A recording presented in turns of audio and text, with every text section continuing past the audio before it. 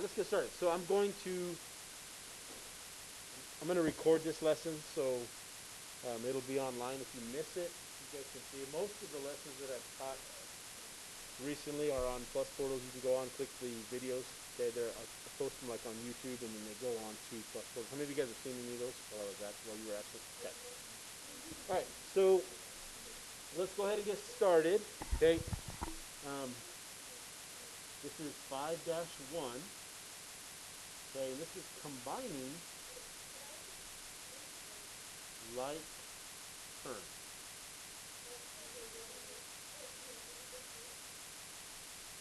Okay, so first thing that we need to talk about is what is a term.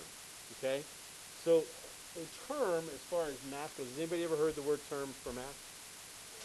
Okay, so a term, first of all,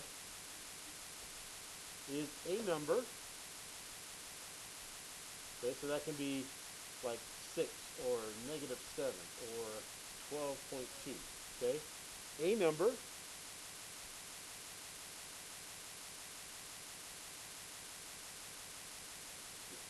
Okay, like 6, -7 can be positive or negative, can be a decimal, can be a fraction. Okay, a variable. Okay, so it could be like x or y or m. Okay, it's a number, a variable, or a number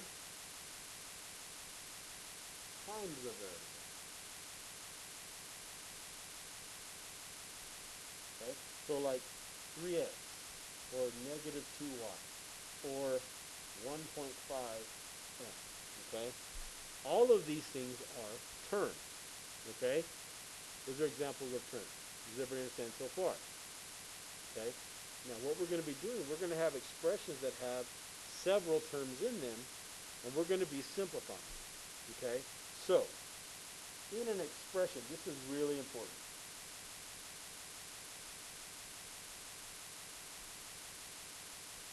In an expression or equation,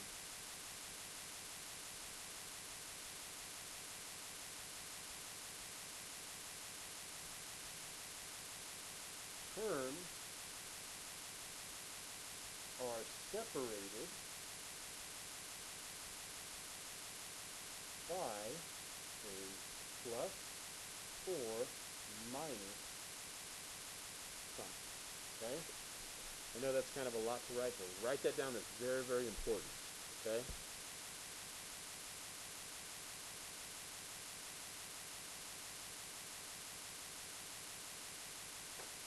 Okay, does everybody have that? Okay. So I can erase this. Okay. So if I have an expression, okay, let's say I've got an expression like this. -5x plus 2. Okay, remember, what did I tell you separates terms? A plus or minus sign. So basically, instead of looking at this as one expression, I want you to separate the terms and look at this instead as a -5x and a 2. Does that make sense? Okay, now, what we are looking for, you look for what we call like terms. Okay? Has anybody ever heard like terms before? Okay, what makes something like terms? Okay, they have to have the same variable, if there is one,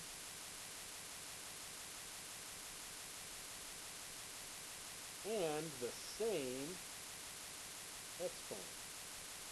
Now, if you don't see an exponent, it has an exponent of 1.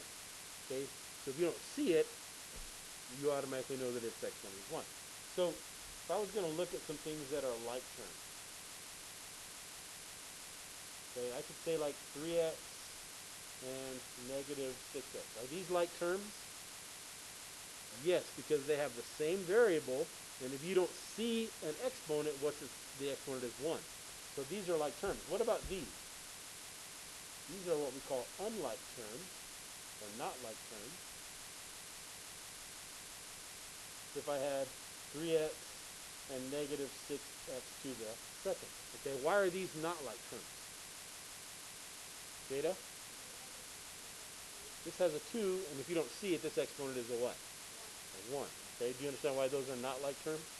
Okay, what about something like this? 4m to the third and 8m to the third. Are those like terms? Because they have the same variable and the same exponent, they're like terms, right? But what if I had this? 4m to the third and 8y to the third. Why are those not like terms? They have the same exponent, but what, Brindley? They don't have the same variables. Okay, so those are not like terms. Okay, you understand kind of the difference between like terms and not like terms? Josh, question. Yes, I'll get to that in a second. Okay. All right, what about this? What if I have 9 and 2? Are those like terms? Yeah, they are. They don't have variables, and they don't have an exponent, so these are like terms. Okay? But what about this? 9 and 2n. Are those like terms? No. Okay. So when you have like terms, all of these you can combine. All of these, what do you think? You cannot combine. Okay? I'll give you guys a moment to keep copying these down.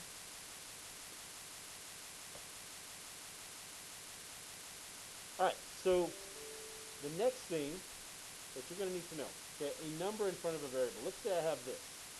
Does anybody know what that number in front of a variable is called? Close. That's called a coefficient. Okay, and that's basically the number that's in front of a variable. Now, what if I have a variable that's completely by itself? Let's say I have m. What's the coefficient there? You think it's 0? Not 0. When you have a number by itself, the coefficient is going to be a 1. Okay? So you can even put it there if you want to. Okay? Anytime you have a number, a variable that's by itself, the number that's in front of it is a 1. And I'll explain why that's important in a second. What if I have a negative variable? Let's say I had negative x. What do you think that's going to be the same as? Negative 1. Okay? I can put a 1 there. You don't have to. You can just know that it's a 1, but it doesn't change the value at all if you do. Does that make sense? Okay. So when I have, and by the way, what you said, Jada, constant, okay, constant is a number that doesn't have a variable. So like 3, negative 7, 20, all of those are constants. They're numbers without variables. Does that make sense? Okay. So when we do what we call combining like terms, okay, all it means to combine like terms is to simplify an expression. Okay? So let's say I have something easy. Let's say I have 2x plus 3 plus 4x plus 5. Okay, this is a real simple one. Okay, step 1, the first thing you're going to do on this, step 1 is to separate the terms. Okay, separate the terms. Okay, and so I'm going to go through this, and remember, what separates one term from another? A plus or minus sign. So let's go through this, and we're in front of each plus or minus sign, we're going to put a line. Okay, so instead of looking at this as one big expression, we're going to look at this as 4 separate terms. Okay? Now, step 2,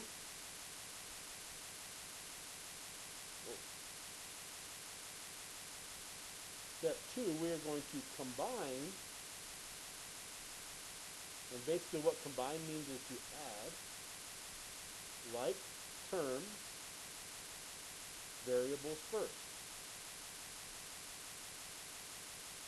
Alright, so let's talk about this first one. Can I combine this 2x and this 3?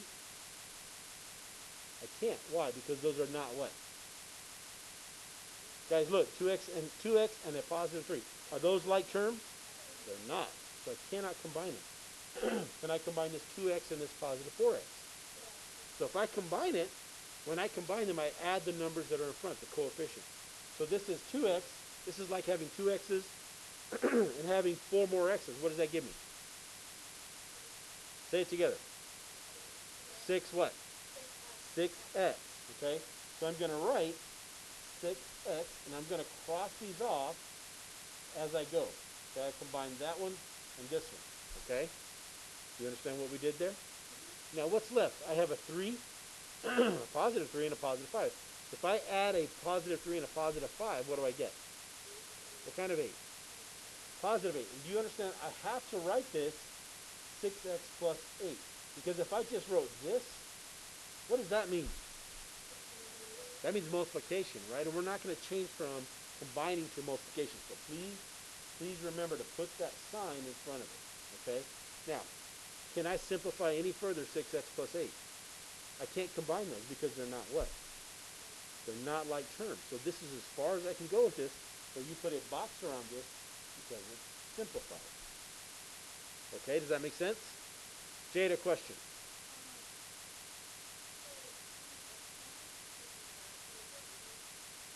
You can have an exponent tied to a variable, yes, but not today. No. Like I could have 2x to the fifth, yes. Yes, I could. Not right now. Eventually, yes, but not. Yes.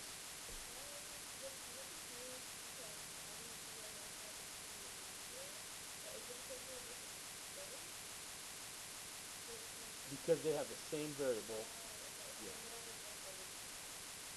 Yeah. As long as they don't, like if I had a y here, I couldn't combine that with anything. But because these are constants, these are just numbers I combine. Okay? Let's try another one. Okay? Let's try another one. We're going to combine these terms. And we'll go through our steps here. Alright. Let's say I have, let's throw some negatives in it. Okay?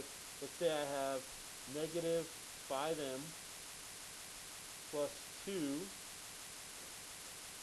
minus 5 plus 7m. Okay, what is the first thing I should do here? What's my first step here? Listen. Separate the terms. And what separates one term from another? Plus or minus sign. So should I put a line here? Does that help me? No. You put it in front of each plus or minus sign. So instead of seeing this as one expression, how do I want to look at this? As how many terms? How many terms are up there? 4 terms. Okay, and I'm going to combine what I can. Hang on just a second. Let's do this first. So this, what is the number in front of this first term? Negative 5. So I'm going to combine a negative 5. Can I combine it with 2? Can I combine it with negative 5? No. Why? Because this doesn't have a what? An m. Can I combine negative 5 and positive 7? So if I combine a negative 5 and a positive 7, what does that give me? A positive 2. Do you guys agree? Positive 2 m. And I'm going to cross this out because I combined those two, didn't I? Now the next two that I'm going to combine, I'm going to combine a positive 2 and a negative 5. Now remember, when you combine, it's like adding. So if I add a positive 2 and a negative 5, what do I think of it like? Like money. Remember, positive numbers are money you have, negative numbers are money you owe. So if you have $2, but you owe 5, you still owe money. How much would you owe? You would owe $3. So I would write what down here? Negative 3. Now, can I do anything else with this? Can I combine it? I can't combine those terms, and I can't simplify them any further. So when I put a box around this, that means it's simplified. Okay? So you can cross these out as you go. Does that make sense? Okay, question, Jada.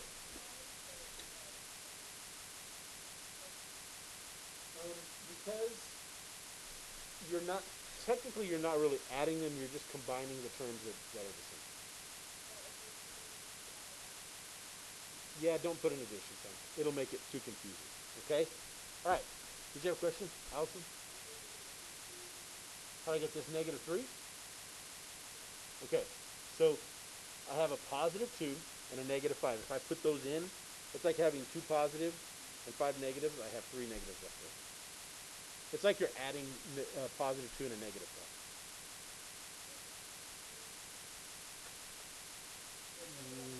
Sorta, kinda, yeah. Just think of it like money. Okay, guys, try this one. This one's actually from your homework. So we'll see if you get this one right. Alright. Let's say I've got this. Negative 7 plus 10y plus 1 plus 7y. Okay. What do you think the first thing I should do here is, Chloe?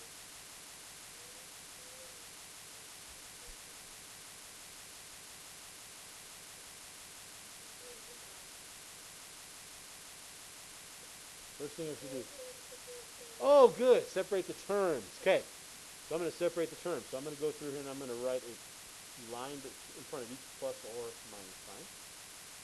Now I'm going to go and see what goes together, right? And I'm going to start with my variables, right? So I'm not going to do anything with the negative 7, right? I'm going to come back to that. I have a positive 10y, and if I add 1, it's positive 11y, right? I can't do that. Good. Why?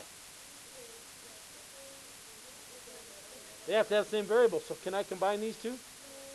But can I combine 10y and 7y? And what is 10y plus 7y?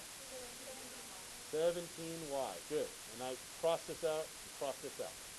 Now, what am I left with up here? I have a negative 7 and a positive 1. You owe me $7.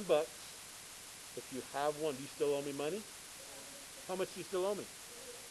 So this would be negative 6. Now, can I go ahead and do these real quick? Can I just say 17 minus 6? Why not? Because they are not what?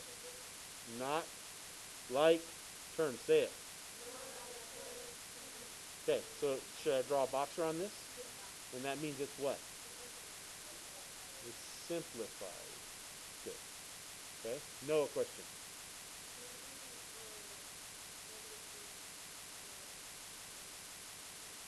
Plus 17y. Yeah, it can be, but that's why I always want you to do the variables first. Okay, always combine the variables first. Okay. All right. Now, if you come across one like this, okay, where let's say I have something where something doesn't happen to one of them. For example, let's say I have 3 plus 5n minus 8. Okay. First thing I'm going to do is separate these terms. Okay. Now, you see how I have a 5n here? Is there anything happening to that 5n? There's nothing to combine it with, right? So I'm just good. If I don't have anything to combine it with, I'm going to cross it out and just bring it down. Okay. Then I have a 3 and a negative 8. Well, if you have 3, you have 3, but you owe me 8, you still what? You still owe me 5. Is this simplified? Yes. Okay. Does that make sense what I did there? Sometimes you're not going to do anything with it. Okay. Sometimes the problem might already be simplified. It might say 2x minus 10. Well, can I simplify that any further? What would I do? Draw a box. Draw a box around it. It's already simplified. Okay. Any questions?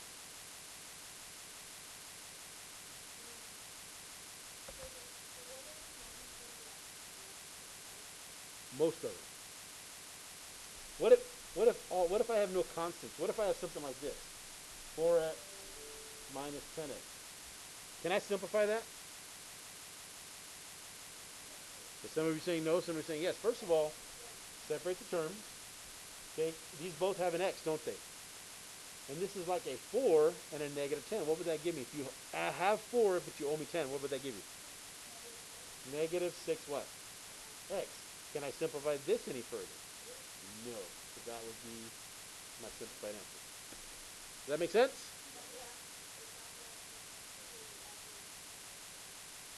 No, you can't because these are expressions, not equations. Eventually we'll solve for x, but that's when we do equations. Okay? Does that make sense?